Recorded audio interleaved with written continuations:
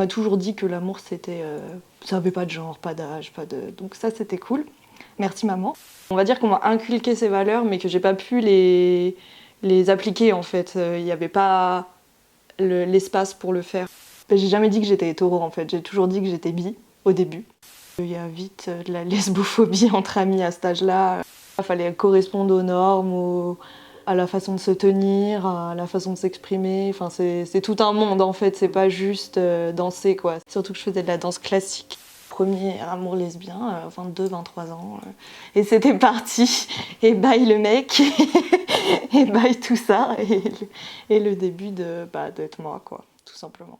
En fait, c'est ma première copine qui, j'avoue, m'a complètement initiée à toute la culture, on va dire lesbienne, qui à l'époque n'était pas vraiment une culture lesbienne, mais plutôt une culture, je dirais, une appropriation de séries, de films.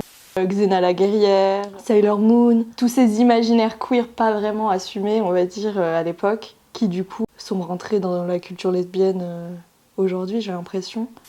Transbédégoïne, voilà, en général, c'est ça. C'est vers ça que je me dirige au niveau toute forme d'art. J'en ai discuté avec une jeune lesbienne de 19 ans. On parlait justement de nos références et moi je lui disais qu'à son âge, il y en avait très peu, voire pas du tout. Et du coup, je voyais la différence sur la façon de s'assumer et tout ça. Enfin, et je trouvais ça tellement beau. Ça donne du pouvoir, ça donne de la confiance. Et surtout, récemment, c'est la représentation positive qui fait un bien fou. Ouais, on n'est pas seul et ça montre aussi des moments de joie qu'on voyait pas avant. L'intersectionnalité, quoi. C'est ça pour moi être militant, quoi. Il n'y a pas d'autre solution, en fait. Les collages. Ça a regroupé en plus des personnes, je pense, qui n'étaient pas forcément militantes à la base et qui ont déconstruit et appris ensemble, en fait. Et reconstruit, surtout. C'est le plus important.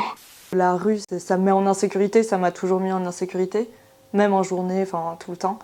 Et du coup là, de pouvoir reprendre le pouvoir dessus, c'est franchement une thérapie qui marche très très bien.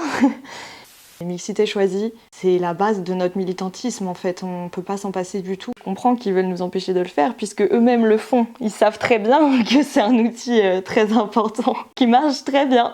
Quand je vois là les jeunes, à quel point ils sont déconstruits et au courant et ils luttent aussi beaucoup. Et je me revois moi à cet âge-là et je me dis waouh, j'étais tellement loin de tout ça, de cette réalité.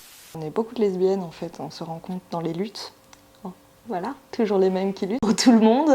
Cette question par rapport à la non-binarité et au fait d'être lesbienne, du coup que moi j'ai décidé d'assumer complètement et de dire que oui, j'ai été construite comme une femme toute ma vie et que de toute façon cette histoire-là, j'ai pas envie de l'effacer, donc de toute façon voilà. Et puis de toute façon, c'est tellement important de dire qu'on est lesbienne, de le dire et de le redire. On le dit pas assez. Du coup, j'arrêterai pas de le dire, même si je considère pas être une femme en ce moment.